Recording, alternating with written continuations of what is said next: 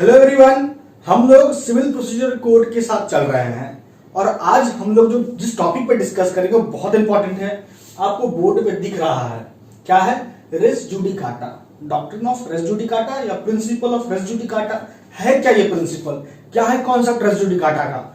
Each and every point, एक एक point को हम लोग डिस्कस करेंगे रेस जुडिकाटा के रिगार्डिंग, और इसको हम कंपेयर भी करेंगे रेस सब जुडिस से। रेस सब जुडिस हम लोगों ने ऑलरेडी पढ़ लिया है, लेकिन मैं आपको रेस जुडिकाटा के साथ साथ रेस सब जुडिस के भी कंसेप्ट को और आपका रिवीजन करवा दूंगा, ताकि आपको फिर से रिवाइज हो जाए और आप फिर से आपका कॉन्सेप्ट एक बार फिर से क्लियर हो जाए। और जैसा मेरा पढ़ाने का तरीका है कि मैं आपको इस सीरीज में, इस लेक्चर पोर्शन में सीरीज का कुछ क्वेश्चंस करूंगा जिसका कमेंट आपको करना है, इससे आपका रिवीजन होगा। आज ये बात सच है कि आज का जो लेक्चर पोर्शन है बहुत लेंथी होगा, लेकिन बहुत डिटेल में होगा, इसलिए लेंथी होगा और आपके लिए बहुत इंपॉर्टेंट है। अगर आप जुडिशियल एस्पायरेंट हो, किसी भी स्टेट के जुडिशरी के लिए तैयारी कर रहे हो, तो बड़े ध्यान से देखो, बड़े ध्यान से। तो शुरू करें लेक्चर। उसके पहले आपको क्या करना है, अगर चैनल पे नए हो तो आप सब्सक्राइब बटन को क्लिक करके चैनल को सब्सक्राइब जरूर कर लें, बेल आइकन जरूर दबाएं, ताकि जब भी चैनल पे वीडियो अपलोड हो तो उसका नोटिफिकेशन सबसे पहले आपको मिले।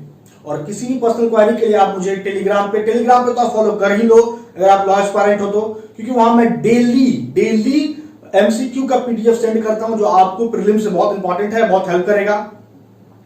और अगर आप जुडिशियल ग्रुप से जुड़ना चाहते हो तो उसका भी लिंक मिल जाएगा आपको, व्हाट्सएप ग्रुप से जुड़ना चाहते हो तो उसका भी लिंक मिल जाएगा। और सबसे इंपॉर्टेंट, इंस्टाग्राम पे मुझे फॉलो करो। और सबसे इंपॉर्टेंट क्या है कि अगर आपने मुझे अनअकैडमी पे अभी तक फॉलो नहीं किया तो कर लो, क्योंकि वहां पे हम लोग क्रिमिनल प्रोसीजर कोड और आने वाले कुछ दिनों में इंडियन एविडेंस एक्ट को भी शुरू करने वाले हैं। तो देर मत करना, अनअकैडमी पे फॉलो करना। अनअकैडमी का प्रोफाइल लिंक आपको डिस्क्रिप्शन में दिखेगा। आप लाइव सेशन अटेंड करना, डेली लाइव क्लास होता है, टाइमिंग नोट कर लो लाइव सेशन का। ठीक 7 बजे से डेली लाइव सेशन होता है, जिसमें हम लोग अभी सीआरपीसी और एविडेंस एक्ट को कवर कर रहे हैं। तो अभी सीआरपीसी चल रहा है, बस कुछ 2-3 दिन में हम लोग एविडेंस एक्ट भी शुरू कर देंगे। तो जल्दी से आप मुझे अनअकैडमी में भी फॉलो करो। बस आप हमारा जब वीडियो खोलोगे तो आपसे अनलॉक कोड मांगेगा। जी हाँ, नोट कर लीजिए, आपसे अनलॉक कोड मांगेगा। तो वो अनलॉक कोड होगा लॉ इज लाइफ। चैनल का नाम भी है लॉ इज लाइफ। तो अनलॉक कोड क्या है? Law is life. आप बस उस पर टाइप करना, अनलॉक कोड पे आपका वीडियो अवेलेबल हो जाएगा आपके लिए। तो आप जल्दी से मुझे अनअकैडमी में फॉलो कर लो। तो चलिए अब स्टार्ट करते हैं आज के वीडियो सेशन को। पहला कंडीशन क्या है? 2 सूट का होना जरूरी है। एक होगा फॉर्मर सूट और एक होगा सब्सिक्वेंट सूट। सूट ए को मान लीजिए फॉर्मर सूट और सूट बी को मान लीजिए सब्सिक्वेंट सूट। अब सवाल उठता है, किस सूट को हम फॉर्मर सूट कहेंगे और किस सूट को हम सब्सिक्वेंट सूट कहेंगे? क्या जो सूट पहले इंस्टीट्यूट हुआ वो फॉर्मर सूट होगा? जी नहीं। एक्सप्लेनेशन फर्स्ट को आप देखोगे, एक्सप्लेनेशन फर्स्ट को अगर आप देखोगे तो उसमें साफ कह दिया है कि जो सूट पहले इंस्टीट्यूट हुआ है वो फॉर्मर सूट नहीं होगा, जो पहले डिसाइड हुआ है वो सूट फॉर्मर सूट होगा। इसको और थोड़ा क्लियर करें, एलैबोरेट कर देते हैं आपको। देखिए, मान लीजिए सूट ए 11/4/2021 को इंस्टीट्यूट हुआ और सूट बी इंस्टीट्यूट हुआ है 15/5/2021 को। सबसे पहले यहां देखना है क्या कि कौन सा सूट पहले इंस्टीट्यूट हो रहा है। तो आप डेट देखोगे तो सबसे पहले सूट इंस्टीट्यूट हुआ है सूट ए, लेकिन जो डिसाइड हुआ सूट सबसे पहले वो था सूट बी। सूट बी आपको डिसाइड हो गया, मान के चलिए 5/7/2022 तक, और ये सूट डिसाइड हुआ 6/8/2023 तक। तो देखो कौन सा सूट पहले डिसाइड हुआ? बी डिसाइड पहले हुआ, इंस्टीट्यूट बाद में हुआ था, लेकिन जो सूट पहले डिसाइड हुआ है वही होगा फॉर्मर सूट। याद रखिएगा, जो सूट पहले डिसाइड होगा वही होता है फॉर्मर सूट, और जो बाद में होता है डिसाइड उसको हम मान लेते हैं कि वो सब्सिक्वेंट सूट हो गया, मान लेते हैं ना। ये कह दिया एक्सप्लेनेशन फर्स्ट। तो सेक्शन 11 एप्लीकेबल हो, उसके लिए पहला कंडीशन था कि 2 सूट होना जरूरी है, फॉर्मर सब्सिक्वेंट। अब सवाल आपसे कि आपको बताएं कि सूट को क्या कहते हैं, सूट को किस केस में डिफाइन किया गया था। और क्या कहते हैं सूट को, उस केस में किस तरीके से डिफाइन किया गया था, मैंने आपको बताया, इसलिए आपसे पूछ रहा हूं।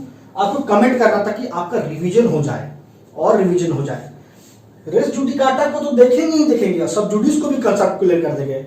अगर आपने सब जुडिस का नहीं देखा है प्रोविजन, तो आप देखो आई बटन पे क्लिक करना, आपको आई बटन पे वीडियो मिल जाएगा।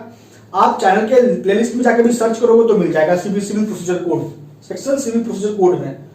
तो यहाँ पे जो सूट है, किस केस में इसको डिफाइन किया गया था, वो केस क्या था आपको बताना है। और दूसरा, सिविल शब्द को किस केस में डिफाइन किया गया था, ये भी आपको बताना है। कमेंट जरूर कीजिए, कमेंट जरूर कीजिए, आपका रिवीजन होता है। बार बार हम आपको कहते हैं इस बात के लिए, अपने फायदे के लिए कुछ नहीं कह रहे, आपकी भलाई के लिए, ताकि आपका और ज्यादा अच्छा हो जाए प्रिपरेशन। क्योंकि आप जितना बातों को लिखोगे, आपका उतना कॉन्सेप्ट क्लियर होता चला जाएगा। अब तो पहला जो पॉइंट था, एसेंशियल था, वो तो बहुत इजी था, लेकिन जो दूसरा है वो बहुत टिपिकल है, समझना बहुत जरूरी है। दूसरे पॉइंट को समझाना, उसके पहले देखो यहां पे शब्द यूज हो रहा है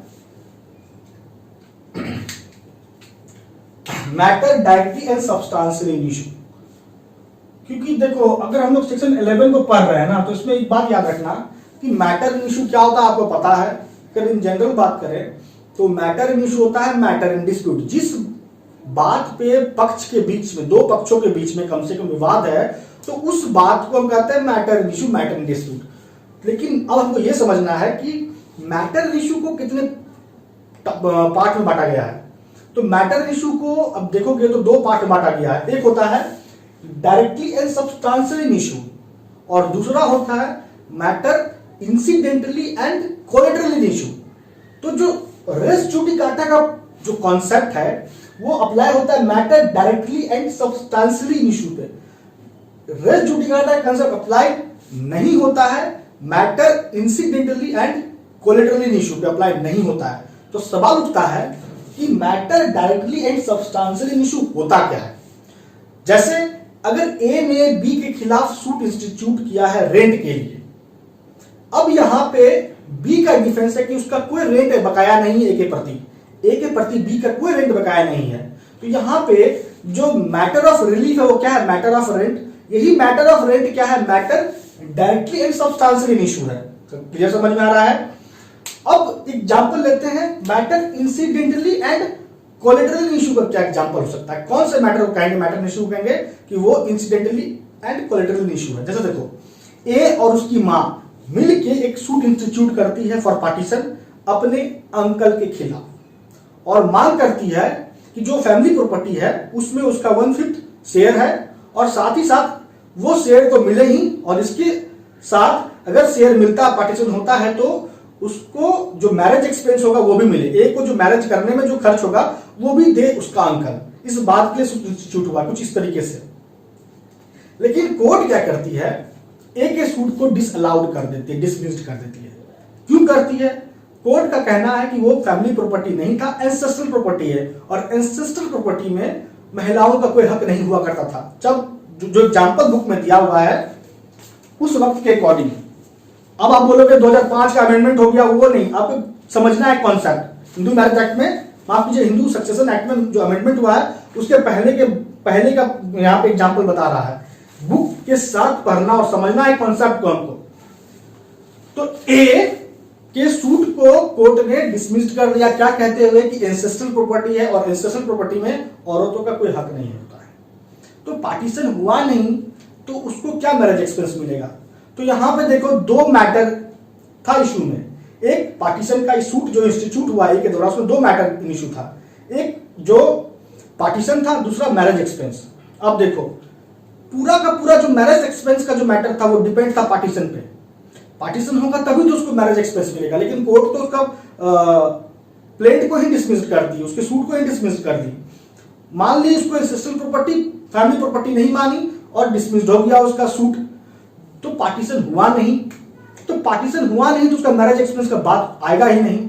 समझ आ रही है बात? तो ये जो मैरिज एक्सपेंस का बात है इंसिडेंटली इशू था। अब देखो कैसे था।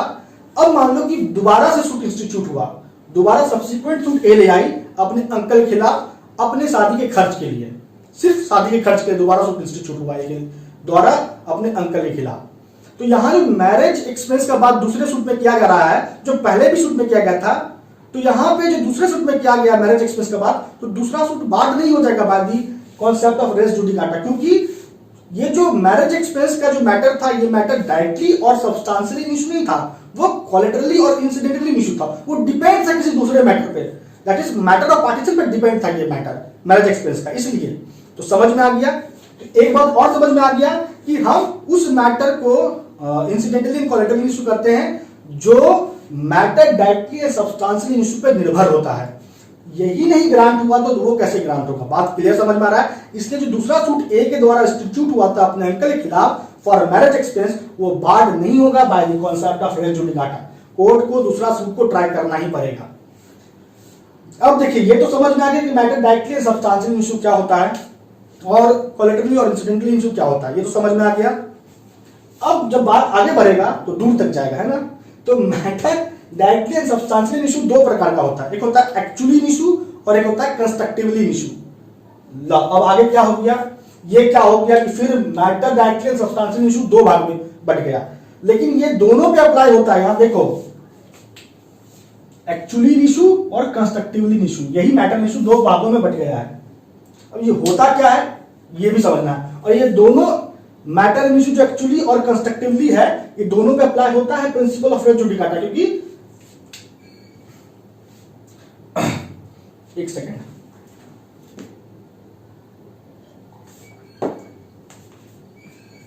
बोलते बोलते गला सूख जाता है, इसके लिए सॉरी, है ना। दो मैटर डायरेक्टली सब्सटेंशियली इशू कहेंगे तो दोनों ये भाग है। अब जो मैटर एक्चुअली इशू होता है उसको आपको देखना होगा, इसके लिए एक्सप्लेनेशन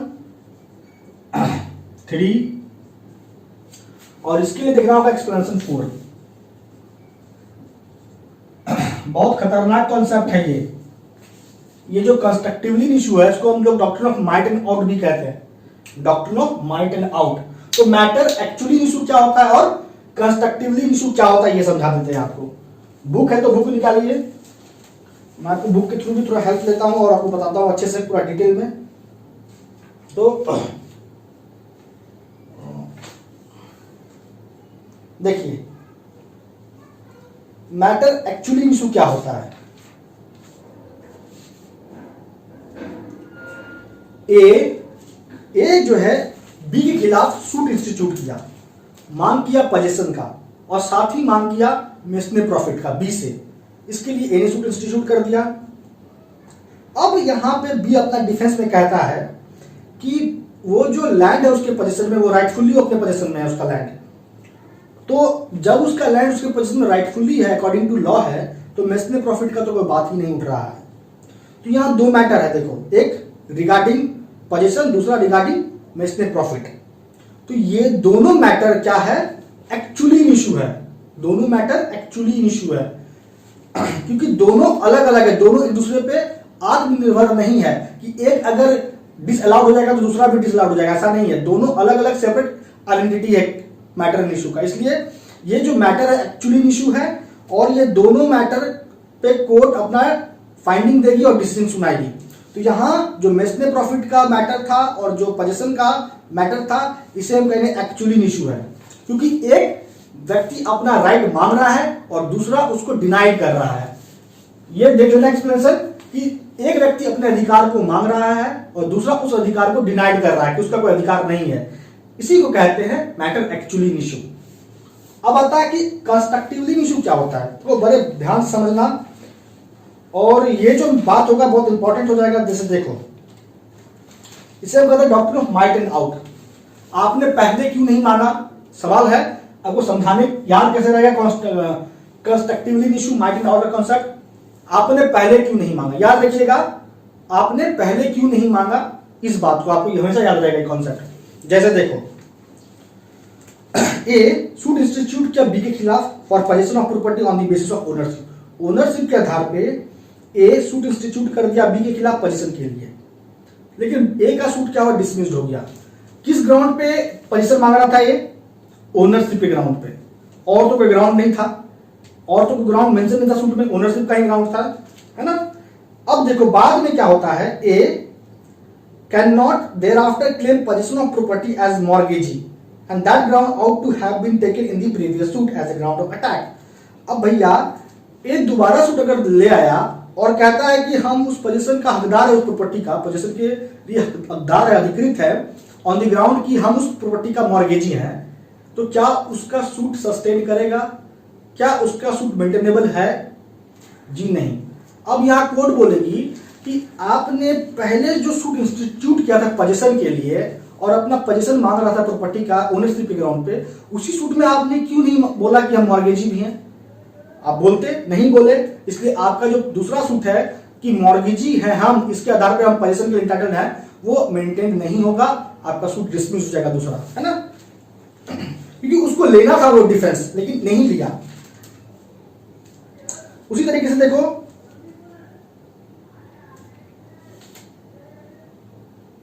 एक एग्जांपल और देते हैं आपको। यहां पे है ए फाइल किया suit for declaration that he is entitled to certain land as heir of X. X का वारिस है, इस आधार पे ए प्रॉपर्टी के लिए इंटाइटल्ड है, इस बात के लिए ए सूट इंस्टीट्यूट कर दिया, उसका सूट डिसमिस्ड हो गया। He can not in later suit, फिर दोबारा सूट इंस्टीट्यूट करता है और क्लेम करता है title to the property by adverse possession. अब दोबारा इंस्टीट्यूट करके सूट का टाइटल मांग रहा है बाय एडवर्स पोजीशन। क्या हम दूसरा सूट सस्टेन मेंटेनेबल होगा ए के द्वारा? नहीं होगा, क्योंकि आपको जो मांगना था वो पहले सूट में ही मांग लेते, डिफेंस लेना था एडवर्स पोजीशन का पहले ही सूट में ले लेते, आप दूसरे सूट में क्यों ले रहे हैं? तो क्योंकि यहां पे कंस्ट्रक्टिवली इशू मैटर आ रहा है, आपको लेना था, आपने नहीं लिया, इसलिए आपका दूसरा सूट मेंटेनेबल नहीं है, क्योंकि वो बाड हो गया by the principle of res judicata, second suit. याद रखिए, ये था मैटर कंस्ट्रक्टिवली इन इशू का कॉन्सेप्ट, और इसी को कहते हैं doctrine of might and out. 1 second, और कुछ इंपॉर्टेंट। तो चलो, एक बात समझ में आ गया, हम लोग दूसरा पॉइंट से दूसरा पॉइंट को डील करें उसके पहले मैटर इन इशू क्या होता है ये समझ आ गया। मैटर इन इशू दो प्रकार का होता है, directly and substantial in issue और collaterally and incidental in issue. Directly and substantial in issue क्या होता है? जो किसी दूसरे मैटर पर निर्भर नहीं होता है, और एग्जाम्पल के थ्रू भी आपको समझाएं। दूसरा हम बताएं, matter incidentally and collateral issue क्या होता है? जो दूसरे मैटर पर निर्भर होता है, पहला मैटर डिसमिस्ड, दूसरा मैटर भी गया, है ना? उसके बाद matter directly and substantial issue further divide हुआ, एक्चुअल इशू, कंस्ट्रक्टिव इशू। तो ये भी आपको समझा कि एक्चुअल इशू क्या होता है और कंस्ट्रक्टिव इशू क्या होता है। तो दूसरा पॉइंट को अब देखते हैं। बात समझ में आ गया तो बोलिएगा कमेंट करके जरूर, क्योंकि ये दूसरा नंबर पॉइंट को समझना था डिटेल में।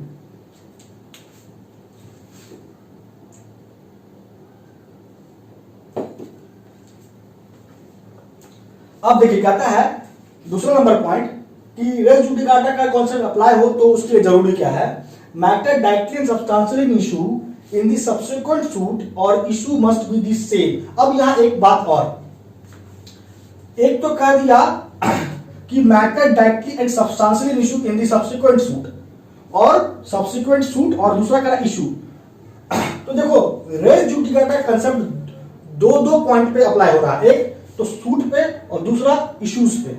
अब इसका मतलब क्या हुआ? देखो, आपको जो पता है कि हर प्रोसीडिंग सिविल प्रोसीडिंग नहीं होता, हर प्रोसीडिंग सूट में कन्वर्ट नहीं हो सकता है। कुछ प्रोसीडिंग्स सिविल इन नेचर तो होते हैं, लेकिन दैट मींस टू से उसमें सिविल प्रोसीजर कोड अप्लाई तो होगा, लेकिन वो सिविल नेचर का नहीं माना जाएगा। जैसे रेवेन्यू प्रोसीडिंग हो सकता है, रिट प्रोसीडिंग होगा, वो सिविल नेचर है, लेकिन उसमें सिविल प्रोसीजर कोड एप्लीकेबल नहीं, वो इश्यूज की तरह ट्रीट होगा। वो एक इशू है, एक मुद्दा है, उस तरीके से ट्रीट होगा।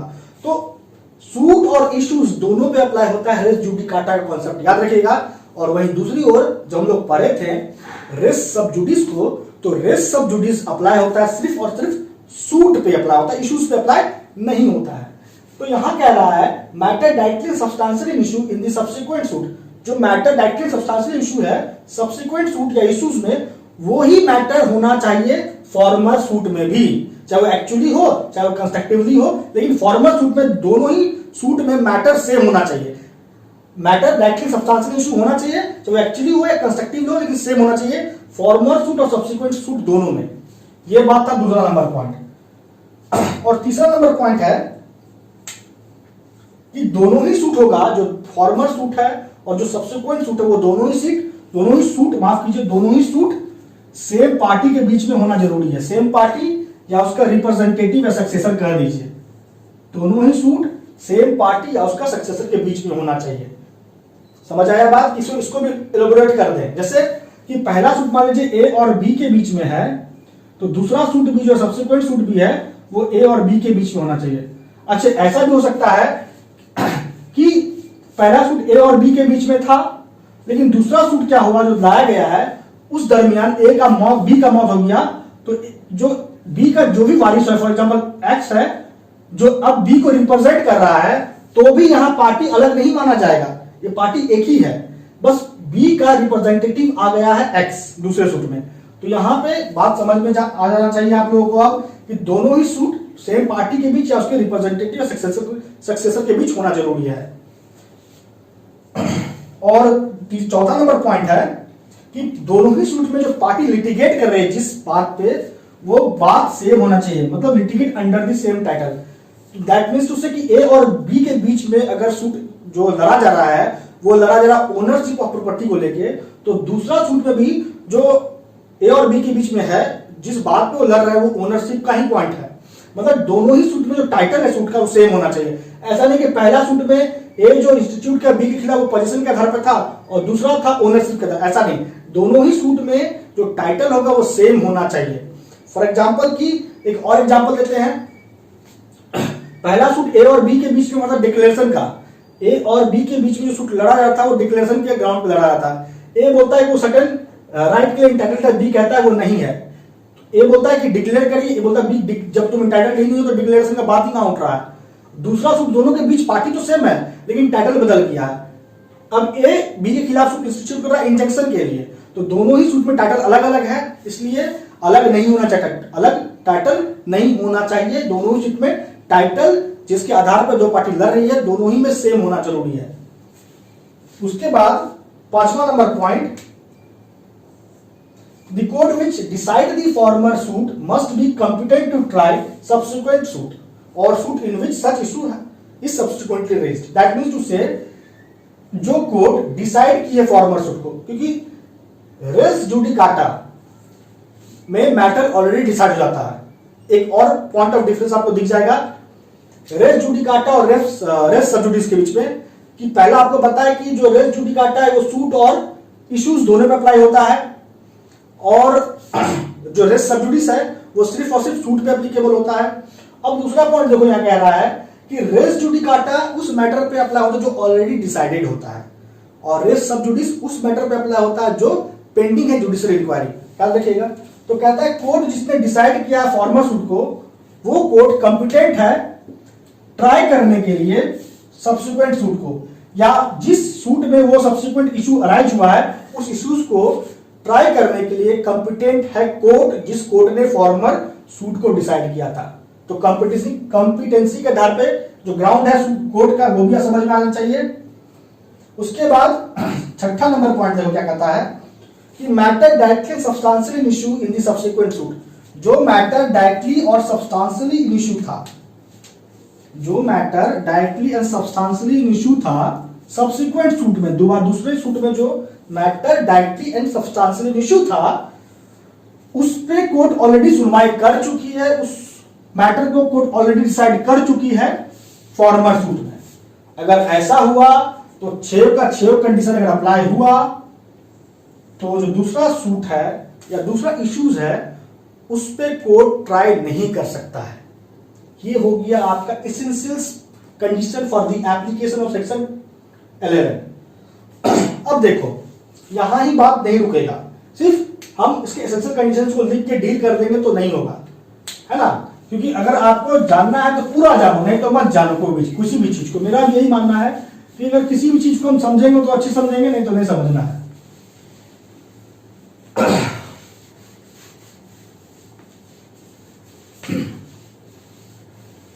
देखो अब डिफरेंस पे बात करते हैं। ऐसे तो हम आपको बता ही दिए हैं, फिर भी डिफरेंसेस देखो, डिफरेंसेस पे बात करें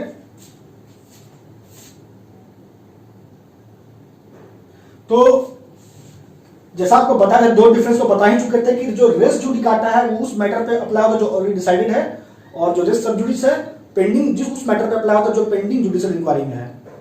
अब दूसरा आपको पता है कि जो रेस जुडिकाटा है वो दो चीज पे अप्लाई होता है, सूट और इश्यूज पे। रेस सब्जुडिस अप्लाई होता है सिर्फ सूट पे। और तीसरा क्या है, तीसरा है इसके ऑब्जेक्ट को लेके। जो ऑब्जेक्ट होता है रेस जुडिकाटा का, वो होता है कि पर्सन को दोबारा से एक ही मामले में वेक्स नहीं किया जाए, परेशान नहीं किया जाए। क्या होता है रेस जुडिकाटा का कॉन्सेप्ट, कि जो मैटर ऑलरेडी डिसाइड हो चुका है फिर से उसी मैटर को उठा के पार्टी को परेशान करना नहीं है। ये यही उद्देश्य होता है रेस जुडिकाटा का। और रेस सब्जुडिस का जो उद्देश्य होता है वो होता है कि दो कंकरेंट कोर्ट को एक ही पैरेलल सूट पे लिटिगेट करने से रोकना। ये हो गया तीन डिफरेंस जो आपको बता दिए। अब आता है इसका सबसे इंपॉर्टेंट पहलू, मैक्सिम। देखो रेस जुडिकाटा का जो कंसेप्ट है वो तीन मैक्सिम पे बेस्ड है। पहला है नेमो डेबिट, लिख लेना, आपको बुक होगा तो बुक से देख लेना, हम बोल रहे हैं तो उससे भी आप लिख सकते हो। नेमो डेबिट विस वैक्सरी प्रो यूनो इट एडम काउसा, that means no one shall be vexed twice for the same case. एक ही मामले के लिए दो बार लिटिगेशन में नहीं जाया जा सकता है, या दो बार परेशान नहीं किया जाता एक ही बात पे। No one shall be vexed twice for the same case, एक मैक्सिम हो गया। दूसरा इंटरेस्ट रिपब्लिका अट सिट फिनिश लिटियम, that it is in the interest of state there should be an end to litigation. ये हमेशा राज्य के हित में होता है कि जो लिटिगेशन है वो खत्म हो जाए। अब लिटिगेशन चलता रहेगा तो ये राज्य के हित में नहीं होता है, तो राज्य को, स्टेट को नुकसान ही होता है। तो इंटरेस्ट रिपब्लिका अट सिट फिनिश लिटियम, ये दो मैक्सिम है जो इस पे जो कॉन्सेप्ट है रेस जुडिकाटा का वो बेस्ड है। तीसरा है, एक और है, रेस जुडिकाटा प्रो वेरिटेट ऑसिपिटर। क्या बोले हम, रेस जुडिकाटा प्रो वेरिटेट ऑसिपिटर, judicial decision must be accepted as true. I repeat it again, judicial decision must be accepted as true.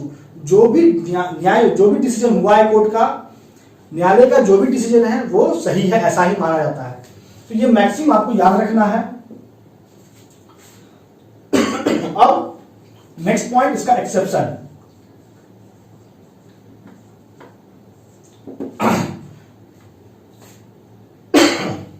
कि जो रेस जुडिकाटा कॉन्सेप्ट है वो किन पे अप्लाई नहीं होता, कब अप्लाई नहीं होता है। इसके लिए दो पहलू, दो पॉइंट है इसका। एक है कंसेंट डिक्री, इसका अपवाद हो गया। दूसरा हो गया हेबियस कॉर्पस। आप लोग राइट डाउन करो जल्दी से।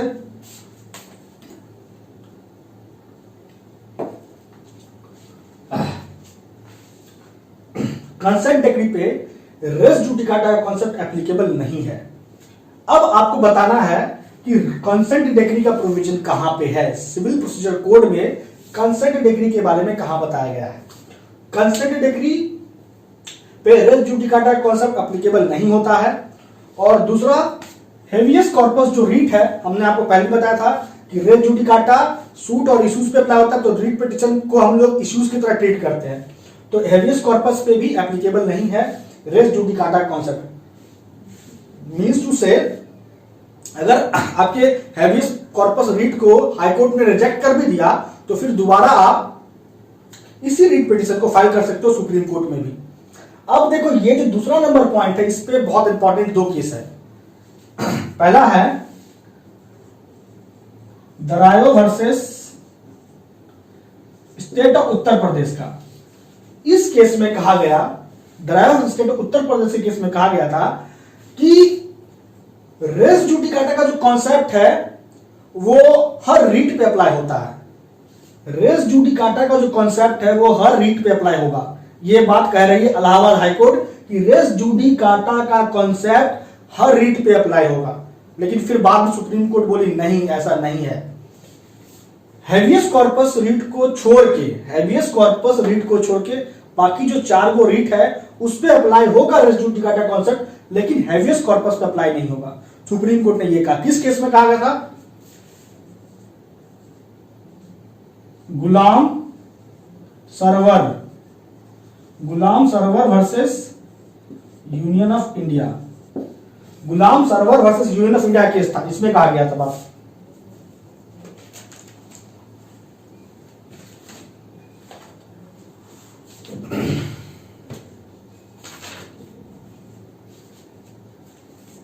तो ये हो गया आपका एक्सेप्शन। आप लोग राइट डाउन कर लो, बहुत इंपॉर्टेंट केस लॉ है। डिफरेंस हो गया, मैक्सिम किस पे बेस्ड है, रेस जुडिकाटा का कॉन्सेप्ट, एक्सेप्शन। अब चलो एक्सप्लेनेशन भी आपको समझा देते हैं कि सात एक्सप्लेनेशन क्या कहता है। समझना है सातों एक्सप्लेनेशन, सेक्शन 11 का सातों एक्सप्लेनेशन को भी डील कर देते हैं। चलिए, कुछ छोड़ना नहीं है ना। कैसा लग आप लोग को लेक्चर कैसा लग रहा है? लेक्चर अच्छा लग रहा है तो कमेंट जरूर कीजिएगा और अपने स्टडी ग्रुप में शेयर जरूर कर दीजिएगा। अगर आपको लगता है कि बेनिफिट हो रहा है हमको तो अपने स्टडी ग्रुप में जरूर शेयर कीजिएगा। यही रिक्वेस्ट है आप लोगों से, कमेंट जरूर कीजिएगा। अब आता है एक्सप्लेनेशन, सातों का सातों एक्सप्लेनेशन को समझते हैं। एक्सप्लेनेशन फर्स्ट तो ऑलरेडी समझ गए कि फॉर्मल सूट किसे कहेंगे। दूसरा एक्सप्लेनेशन क्या कहता है कि हम कंपिटेंसी ऑफ कोर्ट कैसे डिटरमाइन करेंगे, क्योंकि यहां जो लोग पढ़े थे इस पॉइंट को, 5वां नंबर पॉइंट को, कि कोर्ट कंपिटेंट होना चाहिए टू ट्राई सब्सिक्वेंट सूट, है ना। तो कंपिटेंसी ऑफ कोर्ट कैसे तय होगा ये बता रहा है एक्सप्लेनेशन 2 में। 3 में मैटर एक्चुअली इशू क्या होता है ये समझा दिए, ये बताया गया है। चौथा में मैटर कंस्ट्रक्टिव इशू क्या होता है ये बताया गया, ये भी समझा दिए हैं। 5वां कह रहा है कि मान लो प्लेंट में कोई रिलीफ मांगा गया, प्लेंट में कोई रिलीफ मांगा गया लेकिन उस रिलीफ को कोर्ट ग्रांट नहीं की, तो माना क्या जाएगा, कोर्ट ने उस रिलीफ को रिफ्यूज कर दिया है ना। फिर छठा पे आते हैं एक्सप्लेनेशन 6 पे। एक्सप्लेनेशन 6 कहता है कि ये रिप्रेजेंटेटिव सूट पे भी अप्लाई होता है, रिप्रेजेंटेटिव सूट्स पे भी अप्लाई होता है प्रिंसिपल ऑफ रेस जुडिकाटा। उसके बाद 7वां आते हैं, 7वां है कि एग्जीक्यूशन प्रोसीडिंग्स पे भी अप्लाई होगा प्रिंसिपल ऑफ रेस जुडिकाटा, याद रखिए सब। और अंतिम एक्सप्लेनेशन है कि court of limited jurisdiction. 8th explanation क्या कर रहा है सेक्शन 11 का, कोर्ट ऑफ लिमिटेड जुरिस्डिक्शन पे भी अप्लाई होगा प्रिंसिपल ऑफ रेस जुडिकाटा। तो ये हो गया सातों का सातों एक्सप्लेनेशन आपका सेक्शन 11 का। तो हमको लगता है कि हमने सब कुछ कवर करा दिया।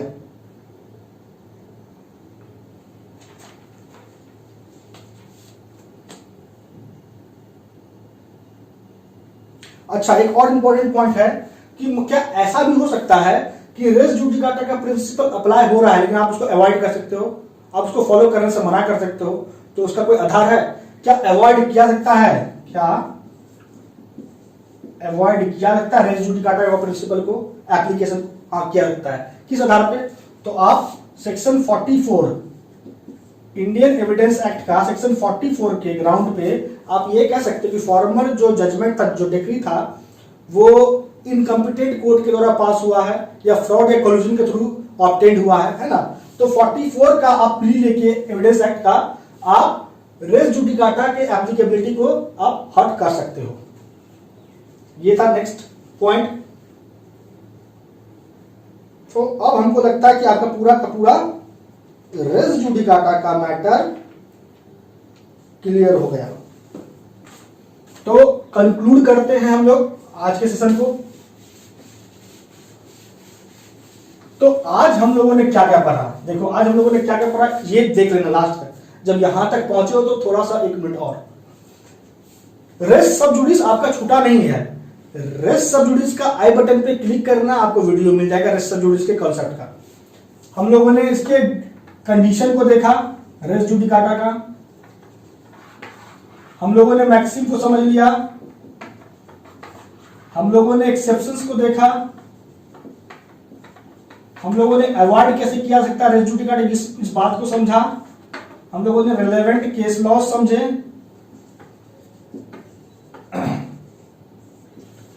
डिफरेंस क्या होता है ये समझा। तो देखो भैया, जब भी आपसे रेस जुडिकाटा के बारे में पूछा जाएगा तो इतना बात तो आपको लिखना ही है पूरा। अगर लिखोगे तो चेक करने वाला कॉपी आपको नंबर देने से पहले 1000 बार सोचेगा कि इसका नंबर कहां से काटे। तो इसी के साथ आज इस लेक्चर को यहां ही खत्म करते हैं, यहां ही रहने देते हैं। बस आपसे हम्बल रिक्वेस्ट है कि आपको कोई भी क्वेरी है तो आप मुझे इंस्टाग्राम पे फॉलो करो, अनअकैडमी से जरूर जुड़ जाओ। अनअकैडमी में डेली क्लास लेता हूं शाम का सिर्फ 7 बजे। आपको लाइव क्लास का लिंक मिल जाएगा डिस्क्रिप्शन में, भूलिएगा मत, ज्वाइन जरूर कीजिएगा, फॉलो जरूर कीजिएगा अनअकैडमी पे भी, और टेलीग्राम ग्रुप से जरूर जुड़िएगा। तो आज के लिए इतना ही। आपका बने रहने के लिए बहुत बहुत धन्यवाद।